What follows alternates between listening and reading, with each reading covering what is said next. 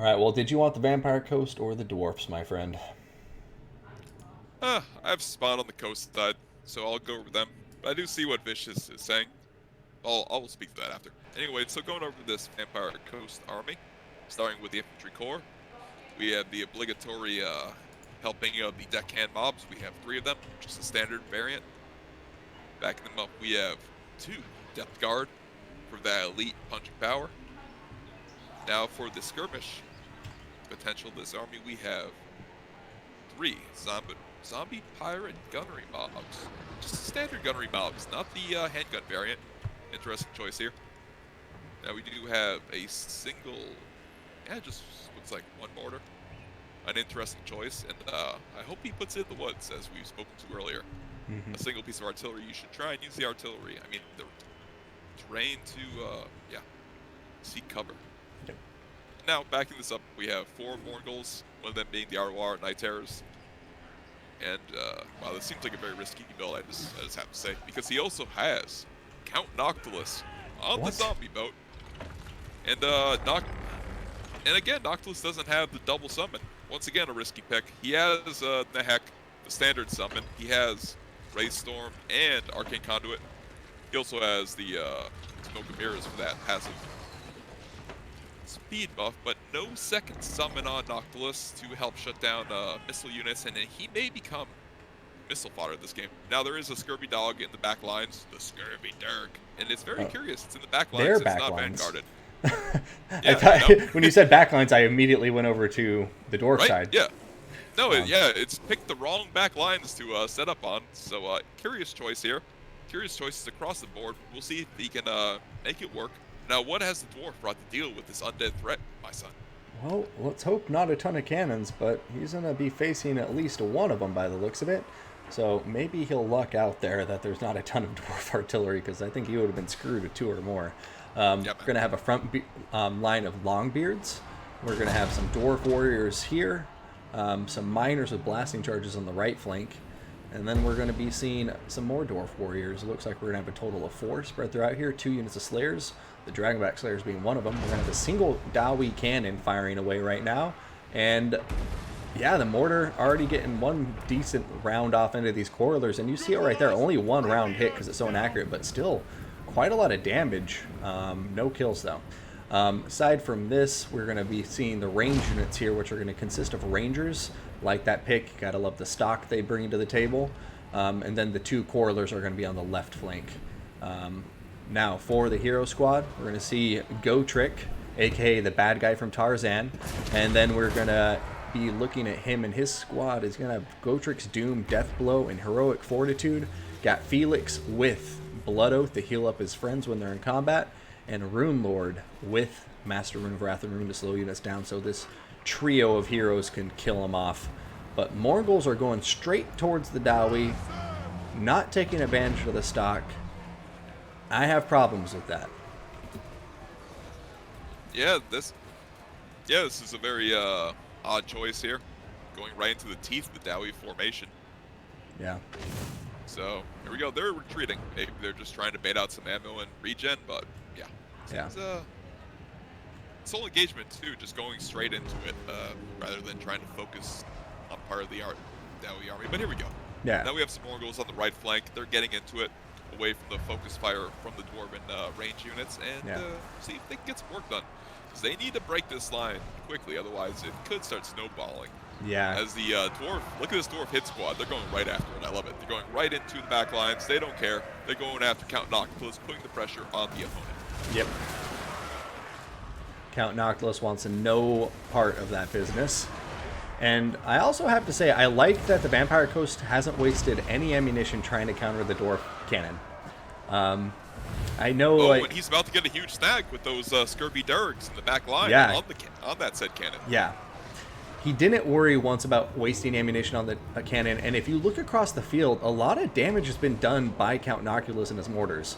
Corridors have taken a lot of damage, and it's just, I like that discipline. A lot of people just immediately start countering their opponent's artillery, so I wanted to point that out. But Wraith of Storm's going down.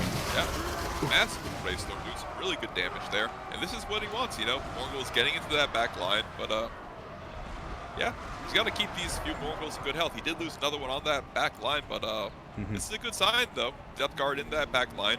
And these scurvy dogs will be Yeah, they took out the cannon, it shattered, and now they're going to be threatening all of the ranged units.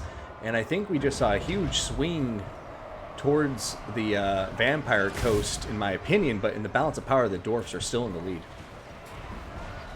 Oh, no, the Vampire Coast mortar just killed a few depth guard, somewhat hilariously. But still, these depth guard getting in the back line, so that's really what they need. These depth guard are perhaps the key unit to chop up some of these Rangers, as the Mongols can be thwarted off by the Slayers. The depth guard, not quite as easily. Yeah, and the depth guard, the other unit that's full health, is chasing down the Dragmech Slayers who are saying, we gotta get the fuck out of here, because depth guard will chop them to bits. Not usual that you see the Slayers running away from an opponent, but yeah. That is a key unit occupied. Oh, yeah. I mean, a very key unit being occupied. That's supposed to be over here chasing down Noctilus and these Morghuls. Instead, it's running for dear life, and it looks like, are the depth guard faster? No. How are they? Slower. But they're getting like that charge bonus, I guess, because I don't know how they're closing the gap. It's kind of crazy too, because there is that slow from the Dragon Bag, so it's surprising they're actually catching up to them at all. I mean, just throwing them off this is a massive boon to this Empire Coast push. Well, and sorry to get so off topic, but like, is it an attack that applies the debuff to the speed or something? No, yeah, just, and melee. Minus 36. Yeah, minus 36% speed, so they have to be attacking to get that down. Yeah. That's interesting. Okay, learn something new every day, chat. But back to the main engagement. I mean, Count Noctilus is getting chased by the hero squad. What do you think, Romulan? Any chance they're going to catch him? Because to me, it just looks like Count Noctilus is having a lovely stroll through High Elf Park. We'll see. It really depends. There are these two Morghuls pushing forward. One of them's crumbling out. The other one is very low on health. If those can just be deleted from the field, the threats have been, for the most part, dealt with anyway, or at least limited here. Maybe the Dowie have a chance, because this hit squad is very strong. Gotrek should be able to catch the zombie boat.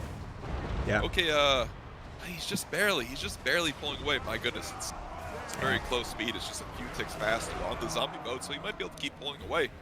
And, and we can't forget that the mortar's still firing. Noctilus still has a third of his ammunition. The Scurvy dogs are still healthy and chasing units off the field left and right. And like pretty much all of the Dowie range has been compromised. Like the last unit of Rangers is getting chased by zombies right now.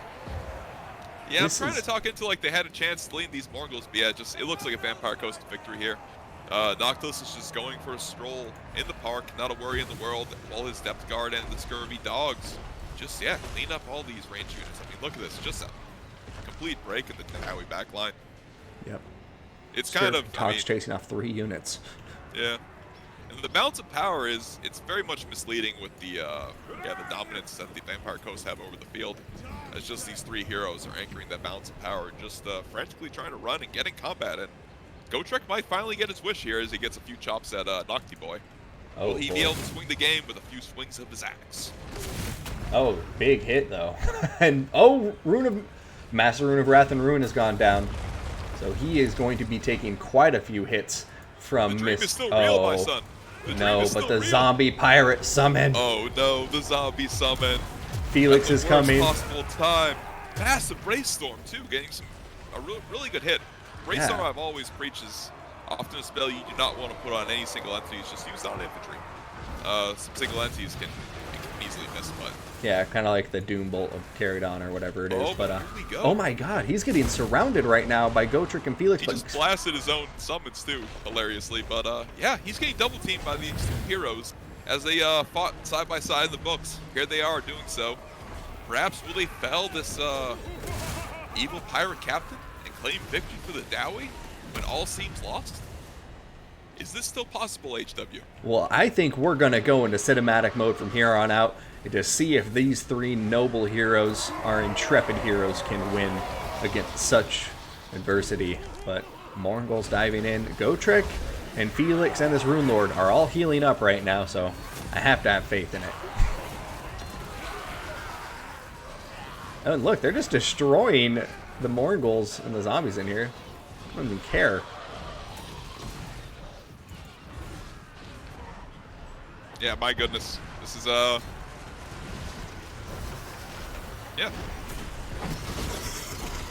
This is Vermintide meets Total War. We'll claim victory. And my goodness, this is, yeah, just an epic struggle. I think I have a new tournament idea. I'm just going to make each side of the bracket is Army versus just Hero Squad. You have to make your Hero Squad capable of beating them. But oh my god, the mortar's still firing. How many kills on this damn thing? 36. Okay, that wasn't as dramatic as I thought it would be. Yeah, pretty good for a mortar though, right? Yeah, right? And again, it's dwarfs, you know? Dwarfs, you could almost like, it's like 1.5 kills, you know? Yeah. It's like elves. Elves are almost like 1.5 kills with so few numbers. But, I mean, maybe that way not quite as much. But these heroes have been divided and seemingly conquered. It seems so, and a beautiful game. Gotrek over here, of course, not going to quit until he's good and dead. But I think he's finally found somebody to fill his Slayer's Oath.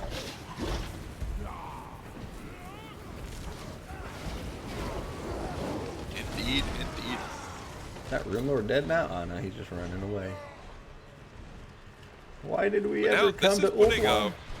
Flying Taco is in dire straits here. He's down 2-0 to Enticity. He is. Yeah. And I have to say, it's like, not to take away from Enticity here, because he played that beautifully, and I really liked his build, but he also got really lucky that there wasn't more carronades. I mean, more cannons from the dwarfs, and that's something you can expect to see quite often. Yeah, typically you'll see at least a few carronades, I mean cannons, or 2 bolt throwers, and yeah, one more cannon could change everything. But then again, the dog play early on, stacking that cannon, I mean that really could change the complexion of this game going forward. I mean, just imagine that cannon in the late game. Also, I'm not sure I really like the cannon switch from the mortar onto Noctilus. I think a bit prematurely. You know, if you're shooting the mortar, stay on that target, finish it, and then move on. And most likely, if you finish the mortar, it won't just be Nehek back to life. Like we saw here with Noctilus. He just kept eating the Hex. And sure, he's the prime target on the field, but he's going to be very difficult to bring down. The mortar could have shut that down early on, and then, yeah, just less harass for your Rangers. As that, the biggest thing the mortar does is the leadership debuff from artillery and explosions. That leadership debuff with the Scurvy Dogs really helped the missile units route early on, so they could keep pushing forward and get work done with the Morgul's. So I really would have liked to see the cannon just finish the job on the mortar, and then move on. And I'm not sure if that changes the game, but at least it puts them in a better position to get work done with the missile units, not have them route so easily. Yeah, absolutely. And yeah, Pratnip, I completely agree. The Scurvy Dog flank was key. Yeah. Which is often the case in many Vampire Coast games. You know, the Scurvy Dog play is key. Yeah. Good play wins, bad play loses. Because that's the only mobility they have. Once you lose mobility, it's really hard to win in the game like this. Which is why I think Dowie are just such a rough faction and why I can't play them, because they just don't have it. But just bring a gyro or two, you know? There you go. Gyros are fun. They are a lot of fun. I do very much enjoy them. I mean, it's funny, too, if you think about Dowie having gyros, it makes them faster than some factions. Quite a few, actually. Yeah. I mean, it doesn't really work that way, but it's funny to think of it. No, like Beastman, for sure. He can run away from Harpies, no problem. Yeah.